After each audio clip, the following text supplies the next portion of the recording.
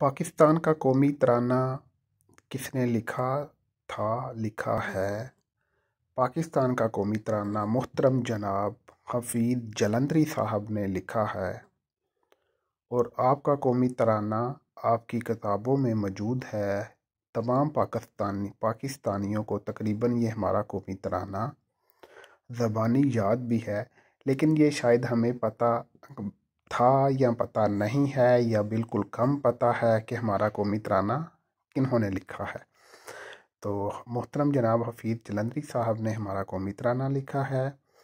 ये एजाज़ आपको हासिल है, तो हमने ये मालूमात आप तक पहुंचाना ज़रूरी समझा कि अगर जिनको नहीं पता उनको पता चल जाएगा, और जिनको पता है बहुत अच्छी बात है।